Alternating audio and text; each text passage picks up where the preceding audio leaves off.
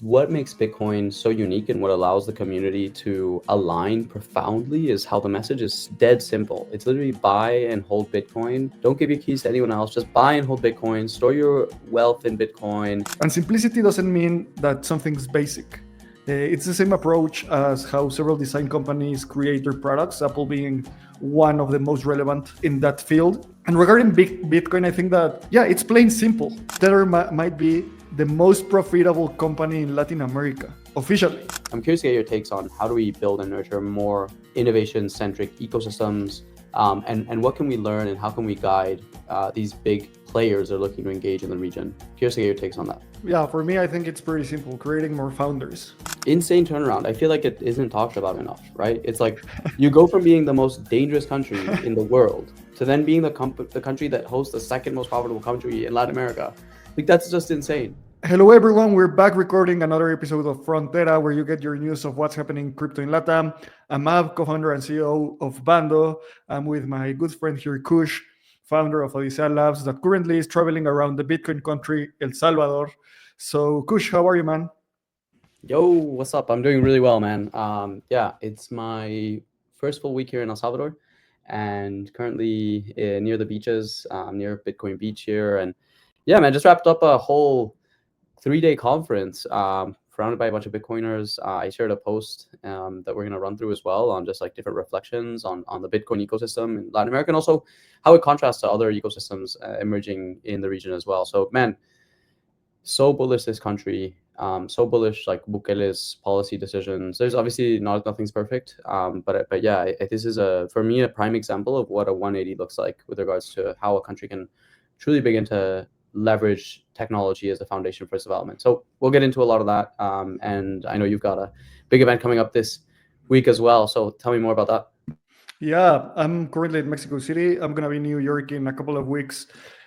Before Denver, I'm going to be contacting investors and having chats over there in the Big Apple. But the day that this podcast is posted on Friday, February the 7th, it's Solana Apex in Mexico City, this series of events by the Solana Foundation. Basically, the way that they see Apex is they have Breakpoint, right? This huge event once a year. And Apex are like small breakpoints that are more localized. And yeah, it's really exciting. We've been working with the Solana Foundation about helping them create content and stuff. I'm going to be speaking in a panel in payments there. Also, I'm going to be being MC, in the stage, telling some jokes, giving the Latin spice to the event. And dude, I'd love to start talking about Plan B, this event that you were in El Salvador. Let me pull up this tweet of yours. I saw it and I said, we need to discuss this in Frontera.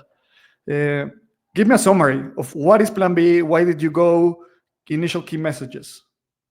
So Plan B is Central America's largest Bitcoin conference, and certainly one of Latin America's larger Bitcoin gatherings. It's put on by a lot of the OGs of the Bitcoin ecosystem. So it's a sister conference to the Lugano Plan B conference, and basically it's just a really high-level overview of what's going on in the Bitcoin ecosystem. Key discussion points across security, across the tech, across scaling solutions, across use cases. They had a hackathon. I mean, just about anyone who's anyone in the Bitcoin ecosystem was there. And yeah, it's great opportunity to really dive deep into the Bitcoin community as well. I spend a lot of my time outside of Bitcoin specifically, so it's always really fun to be able to sort of tap in and get a sense for, okay, how does this whole country move forward? What are the implications for Latin America as a whole with regards to how Bitcoin will progress and be adopted throughout El Salvador, and what the plans are for the rest of the region. And Tether is also going quite heavily into the region as well, so really trying to grasp and grok what does this look like for them. So lots of things unfolding, and I think really important for us to talk about El Salvador, Bitcoin, and generally where we see the space heading. Yeah, I think that I see two really relevant things of this conference. The first one is Bitcoin per se. It's, I don't know, El Salvador seems like to be holy land for Bitcoiners now. It's a place where they go, they can enjoy the weather, they can enjoy regulation, they can enjoy bullishness there. And the second most important thing of the of the tweet that you created. I think it's a part of Tether. Tether is top three most important, one of the top three most important companies in crypto, I think. And now they set up shop in El Salvador. So let's go through this analysis that you posted. First one, you have several key messages. In the first key message, you mentioned how Bitcoin people are religious about it. Why? How did you see this? I mean, the thing is, like, what makes Bitcoin so unique and what allows the community to align profoundly is how the message is dead simple. It's literally buy and hold Bitcoin. Don't give your keys to anyone else. Just buy and hold Bitcoin. Store your wealth in Bitcoin. And depending on the complexity of intellectual curiosity that people naturally have, it just allows you to be able to dive really, really deep into sort of different theories around the implications of society, right? So for someone who say just wants to send a remittance payment from Mexico to Nicaragua, cool, like use Bitcoin. We talk a little bit about kind of different use cases and so on for Bitcoin, but maybe it's just like super simple payments. Maybe it's I want to save in Bitcoin. Maybe it's what is the implication of Bitcoin mining on energy markets worldwide? Or maybe you want to get super theoretical and you want to talk about hyper Bitcoinization and what does global geopolitics look like in a world where all we run on is the Bitcoin standard, and Bitcoin is like the most appreciated and sought after asset, right? Like, it's a very simple concept centered around a very simple technology relative to the rest of what we see in the crypto ecosystem, but it is beautiful in its simplicity because it allows anyone to be able to grok it, right? Compared to say a restaking protocol that powers layer twos, that on top of that you can do all these complex DeFi transactions and vote on governance on chain and use ZK to do all these things. It's just like literally the message is dead simple. It's buy and hold Bitcoin, right? And that's it. So I think that it's just a super easy meme for people to get, especially in Latin America, right, where people like are looking for a safe store of value. But what do you think about this, like dead simple narratives? How have you seen it sort of be expressed, and how do you think, like, is that a net positive for Bitcoin? What can other ecosystems learn from Bitcoin? Because I think that's like the most important thing that we can leverage this podcast for in this conversation is like, Yeah, hey, here's what you can sort of take away from these insights. I think that simplicity always wins. Like the ultimate form of complexity is simplicity. As you were speaking, I remembered how Henry Ford approached building the car. There's this quote in his biography where he says something like, "People in my team want to include new things in the car, and my job is removing them." So just the most basic and simple things are the most important ones. And simplicity doesn't mean that something's basic. It's the same approach as how several design companies create their products, Apple being one of the most relevant in that field. And regarding Bitcoin, I think that, yeah, it's plain simple. I have this story that one of my aunts called me once, like 4 years ago. Is this type of aunt that I love her, but she never calls me on the phone, right? So when my phone rang, I thought, okay, someone died. She never calls me, so something's important. And I answer, and she tells me, "What's Bitcoin?" And I tried to explain it to her, and she got it quite fast. If she asked me what's eigenlayer, oof, I don't know if I even wanted to start that conversation. Or what's optimism, but it's really simple. And I think that it's one of those things that the meme of Bitcoin is super powerful. And I think it makes a lot of sense for people in a region where complex monetary systems have depreciated the value of their money for a long time.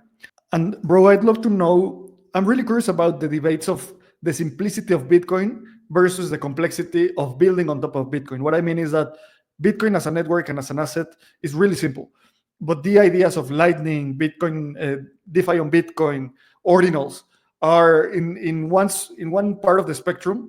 It's been seen as something that it's not pure enough for Bitcoin, and on the other side, is seen as something that it's necessary.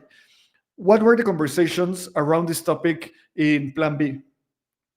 Yeah, I think it comes down to James Lopp, who is the co-founder of Casa Hodl, which is a really safe way for people to store their Bitcoin. And James is a true OG in the Bitcoin kind of ecosystem, part of Taproot Wizards and so forth. He gave a really insightful talk that I think ideologically gets to answering your question, and he referenced a lot of Satoshi quotes that basically said Bitcoin is meant to evolve and grow and change. And so long as there is consensus on a majority of the people who are running the Bitcoin software around the ultimate value of these updates and forks and so forth, which Bitcoin has seen a number of them happen over the course of its lifetime. Um, so long as there is consensus around whether or not this is good, and there could even be a fork, and you could have two chains, right? There's Ethereum Classic, right? And that was sort of an ideological difference between two different camps, and there will be n number of camps, right? So I think what is happening now is there's sort of this like plurality of conversations. There was a lot of insights and discussion around Lightning, right?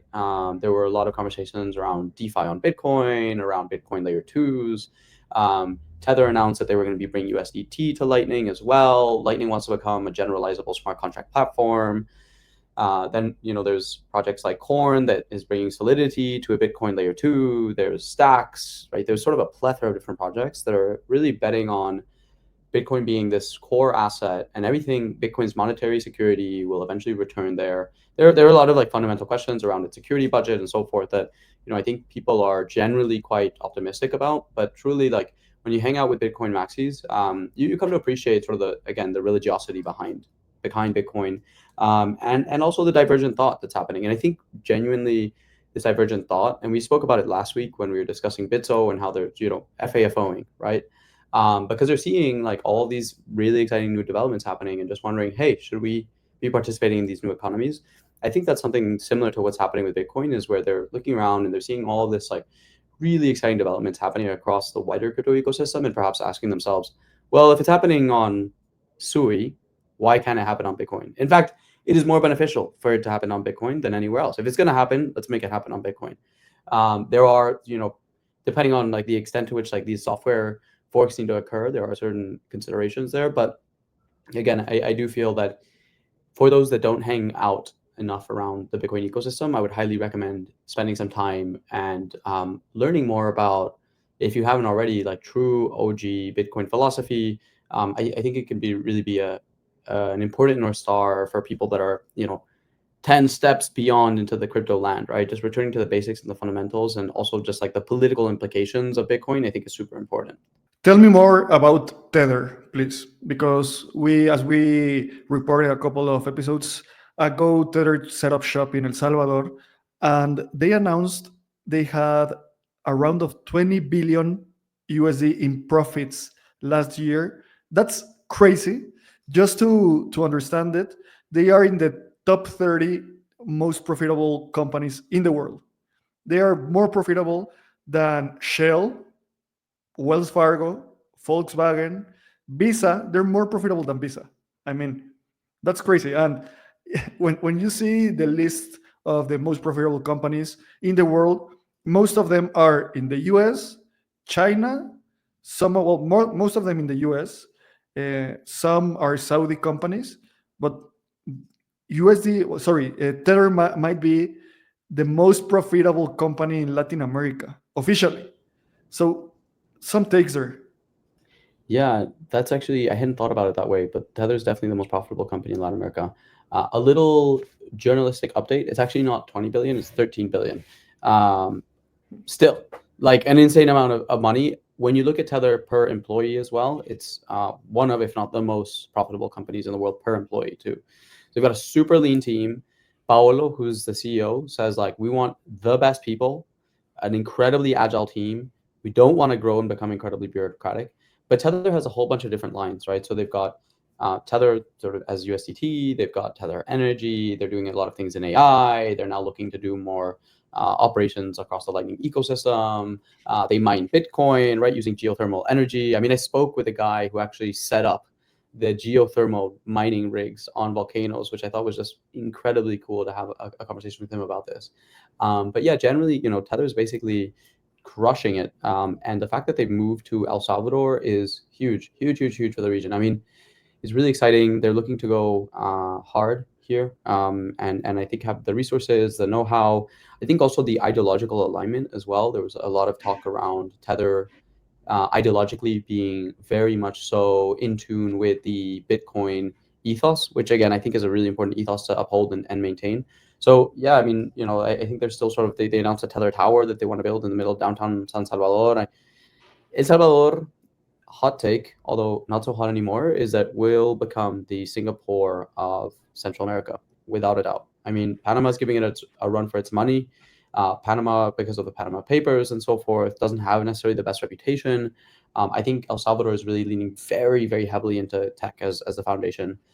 There's this new gold mine or stockpile that was discovered very recently that I think El Salvador is looking to exploit, and perhaps some other rare earth minerals in there as well. So, that may be a boost for their country.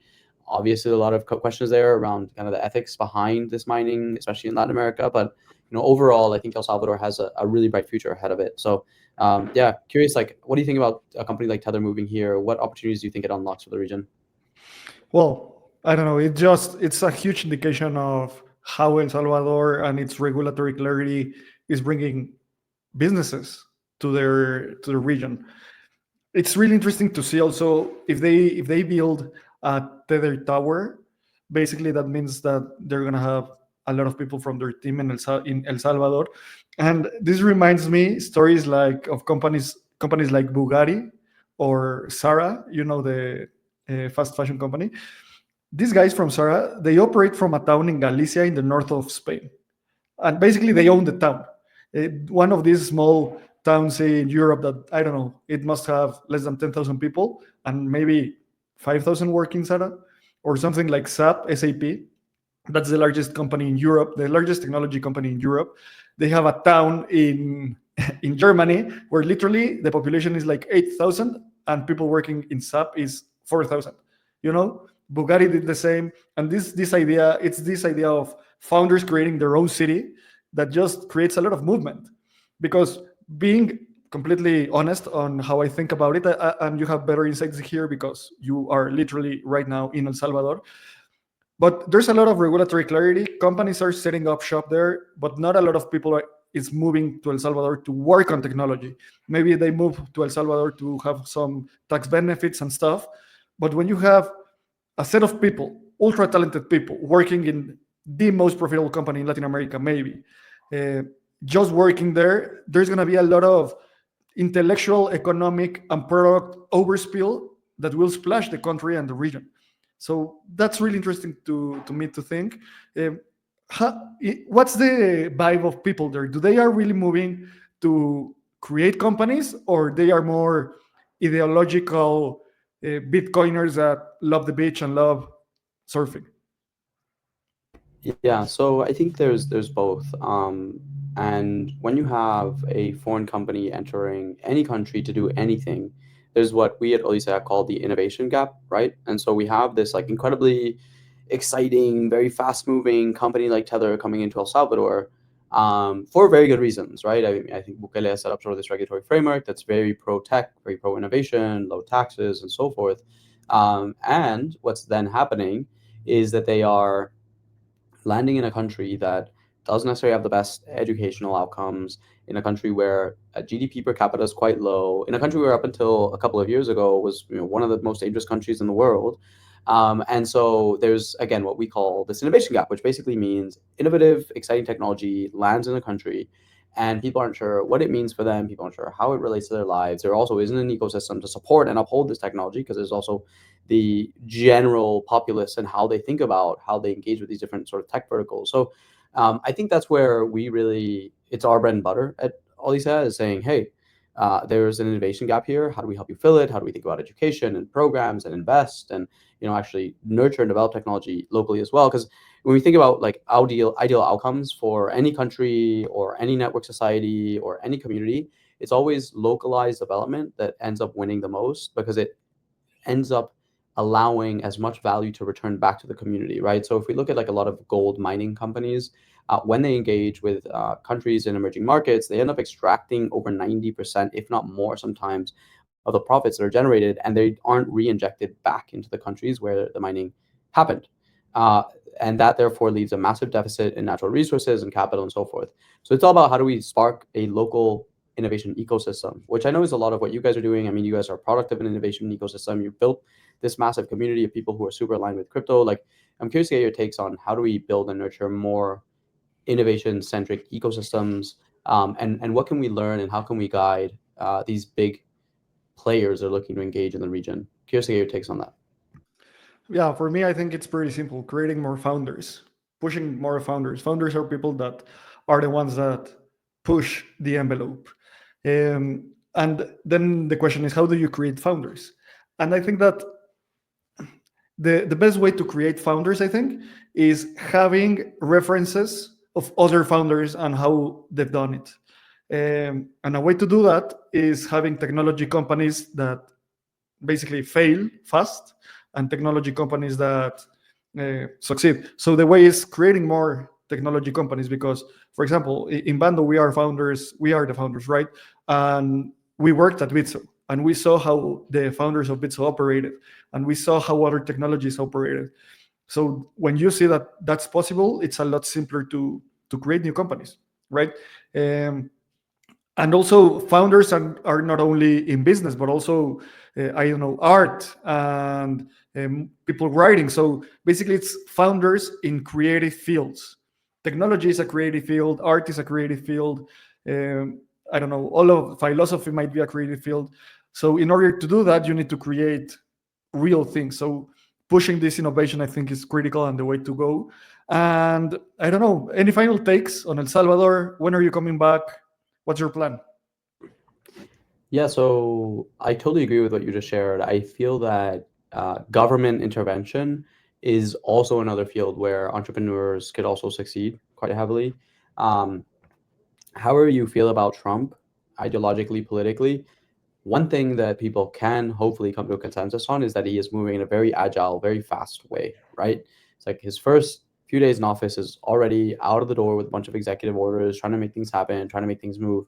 Bukele, prior to becoming president, was the mayor of El Salvador. And prior to that, he actually ran a big vehicles group here in El Salvador. He comes from a family of entrepreneurs. So these individuals who bring this kind of like fast paced thinking mindset into government, I think is really, really important. And then also thinking about how do we make it as lean and as robust as possible, which is a hard thing to sort of tread, but that's constantly the balance that you're on. And like you are literally always fighting against your burn rate, fighting against, the lifeline of your company. And so, if we are able to see countries in such a way that still maintain and respect and uphold fundamental human rights, I think that's like super, super important. So I think that's just to close that loop off. I think just like final takes is, again, El Salvador is, if you're interested in crypto in Latin America, whilst El Salvador doesn't necessarily have the highest number of crypto usage per person here in the country, from a regulatory standpoint, from an ecosystem engagement standpoint, and then also from a forward-looking standpoint, I think El Salvador has to be on your radar, 100%. There's a lot of talk about Mexico and Argentina and Brazil and Colombia and so forth. But El Salvador is going to be the crux of, I think, a lot of innovation that's going to be coming out of this entire region. So keep an eye on that. I'll be spending certainly a lot more time here over the course of the coming years. And my next stop is actually going to Honduras to Prospera. They're hosting a pop-up city there focused on crypto and longevity and so forth. I'm going to go check it out. It's my first time going. Excited to connect with, again, like-minded folks who sort of share a lot of this similar ethos. Perfect. And when are you going there? Next week? I catch my flight tomorrow, super early. So Cool. next podcast will be recorded from Honduras. We'll get to rehash how Apex went, get to rehash how this conference went. So it's gonna be a Cool. pretty packed one. Yeah, and then the week of the 17th, you're gonna be I'm gonna be in New York. Where are you gonna be? Are you going to I'll Denver still be also? in Honduras. Yes, so I'll also be seeing you in Okay. Denver. Yeah, Let's record like in real live. life that one. Let's do it. Second IRL Frontera. And I was just doing a little bit of research with Perplexity. And according to Perplexity, the most profitable the most profitable company of Latin America is Petrobras, the Brazilian oil company with 22 billion in profits, and then Vale, that it's a mining company in Brazil, 7.8 billion. Uh, that puts Tether as the second most profitable company in LATAM. So basically, El Salvador now has the second most profitable company in the whole continent. So yeah, cool stuff. Insane turnaround. I feel like it isn't talked about enough, right? It's like you go from being the most dangerous country in the world to then being the country that hosts the second most profitable country in Latin America. Like that's just insane. And yeah, I mean, props to Bukele. Honestly, he's doing a really great job. And again, no politician is perfect, no human is perfect, but I think overall, very much so a net good for the entire country and the region as well. Yeah. But we're also going to be switching up a little bit of the format. We're going to be inviting some guests to come join us as well. So we've got Mila Rioja, who runs Plexos Institute, which is an institute centered on advancing and developing advanced technologies throughout Latin America, who's going to be coming and joining us. She was previously head of LATAM at Cello. Cello's done a lot of work in the region. And then we've got Santi from Crecimiento, who's going to be recording the following episode with us. So we got a lot of people rolling through, man. Let's talk a little bit about, why we're bringing guests on and kind of what the goal is for these conversations. Yeah, I think that a really relevant topic is that I mean, we understand the region, we live here, we work here, but as any region, there are so many subcultures.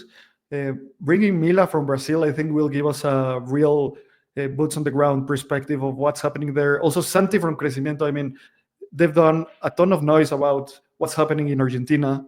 So we're bringing him in. Also, I want to bring a lot of the founders, the Argentinian founders, Chelo, Manu from Velo, also Mexican founders, everyone. Because I think that there's so much noise that we are this tuning device that brings signal to LATAM. So yeah, excited about that. And yeah, we'll work. We're gonna start posting 2 episodes per week. And I think that this just helps me understand better the business. I don't know about you, but I think that we are a lot more savvy since we started recording Frontera. 100%, man. I mean, I like go back and re-listen to our podcast as well, just to get fully caught up on like everything that was said and discussed. And as we've said, I think we've had a lot of people reach out and say, "Hey, like head of ecosystem at so and so, or head of whatever comms here and there." It's like, "Hey, I love your podcast, love what you're doing," and so I think it's just a useful practice for all of us. Nice, man. Cool. So we also have some news from your end as well, right? With some updates on Bundle. I know you guys, day one looking to support kind of new ecosystems, and we were reflecting before we recorded is like we've got on the one hand this like hardcore Bitcoin ideology we're going to be discussing, and then on the other hand we've got this announcement that you're going to bring in. So walk us through like this announcement and how you think about it and how it relates to just like crypto ecosystems developing and unfolding. Yeah. So this week we included Abstract Chain. And something that I want to share that I'm really proud of is that obviously we are the only way to get to Abstract with Mexican peso today. So full stop. There's no other way to do it directly. And the way that we're able to do that is that we orchestrated DeFi liquidity with liquidity in Mexican peso. And the way that our system is built is including a new network is a toggle in our infrastructure. As simple as that. And I worked at different crypto companies, and I know that doing something like this takes at least 2 months to other companies, and that's because they are focused on the crypto fintech side. We are focused on the DeFi native side. It took us literally 12 hours to do this. I sent a message in our Slack to the team saying, "Hey, let's include Abstract as soon as possible." And when I woke up, it was live. So yeah, this is 120 times faster than the market. I mean, this type of efficiencies, you can only see them in technology. And I'm really proud of this, and I wanted to share this specific thing because this is a great example on how using the power of DeFi with the savviness of the local system can make a company a lot more efficient. Regardless of it being Bando, it's just good infra, and having that in a good product. Now, being completely critic about what we're building, the thing is getting traction. How do we scale? Because yeah, Abstract is really cool, but do users want it? Will that take us to process billions of dollars? Well, we're figuring out.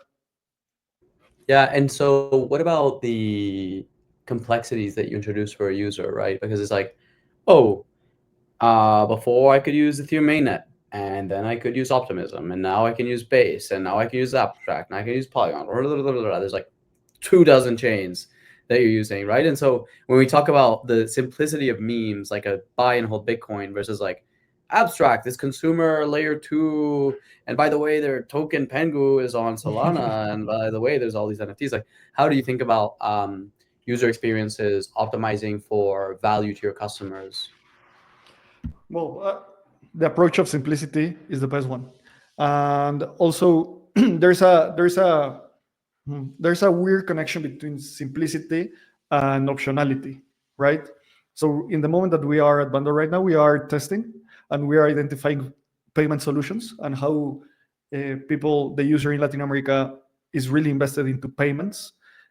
A quick stat: we have enabled on and off ramps in Bando. 70% of our volumes are off ramping, and when we talk to users, that's payments, and 90% of our volumes are on stablecoins. So this is crazy information. I mean, the user has the optionality to go to 20 chains, several tokens, maybe more than 60, 70 tokens. I've lost the count of the how many tokens we have, and they are using stablecoins.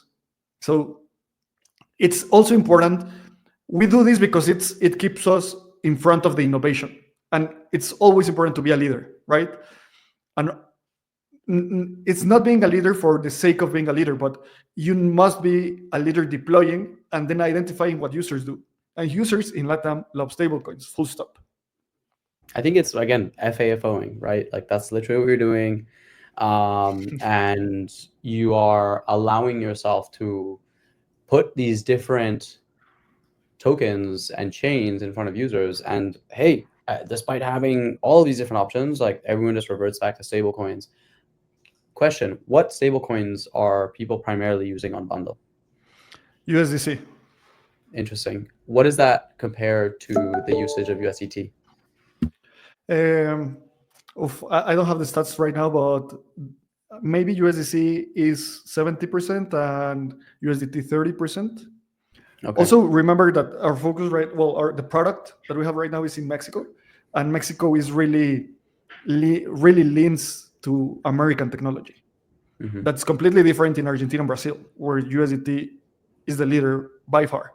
Uh, but yeah, we'll keep exploring on the stablecoin realm, and yeah, love chatting about Bando and what we're building. Nice, man. Congrats. Yeah, and I'm again super bullish on kind of the direction you guys are heading in and what you're building and developing. So, should we run through the news for the week and wrap things up? Yeah, perfect. So there were not like huge news, I think, this week. The most important one is that remember what we discussed about the Brazilian central bank trying to ban withdraws from crypto wallets to stablecoins. Well, stablecoins withdraws in crypto wallets. They extended the time they gave for public consultation. Also, I think that the most important one is that El Salvador reformed its Bitcoin law, and right now it's not anymore compulsory for companies to be, yeah, they are not obliged to receive Bitcoin payments, and this was because of what we discussed of credit line that the international bank gave to El Salvador. I think that the most important news right now this week was Plan B, and you covered it really thoroughly. So yeah, basically that's it, man. Yeah, I think so on the El Salvador, there were three original stipulations that were proposed in the IMF docket when they announced the $1.4 billion loan. So they were originally, as we've said before, it was wind down the Chivo wallet, no longer force businesses to accept a Bitcoin, which by law you were required to as a business, although very few people did. And then lastly, also not allow people to pay taxes in Bitcoin. Then last week, they introduced this law that just said Bitcoin is no longer a coin of legal tender. They removed the notion of coin out of the wording. That was apparently also part of the IMF agreement that wasn't originally shared when they had announced the loan. But it's from what I've spoken with many lawyers here, it's actually quite an insignificant change. It's still legal tender, it's just not a coin of legal tender. From what I gather, it primarily has to do with the resources and assets that El Salvador can utilize to then pay the IMF back for the loan. So I think that was one of the primary concerns and why they decided to change the wording on that. But I think some people see it as El Salvador like bending the knee to the IMF and blah blah blah. That was kind of a lot of the discourse at Plan B. But ultimately, I think it just comes down to a matter of legal and people not really being concern, I think, at the end of the day for what El Salvador's trajectory looks like. But yeah, man, I think it's been a relatively quiet week in crypto in the region. We'll have a ton of updates and insights from our Solana Apex and then this Infinita City event next week. So excited to riff on that and see where everything's landing there. Amazing. Perfect. Thank you, man. Thank you for another week. Appreciate you. We'll catch up in Denver. And obviously go follow our newsletter, Frontera. We're publishing really great content. More people are coming into the pod. So subscribe, follow wherever you listen to these episodes. And thank you for listening. Catch up with you next week, man. Ciao. See you.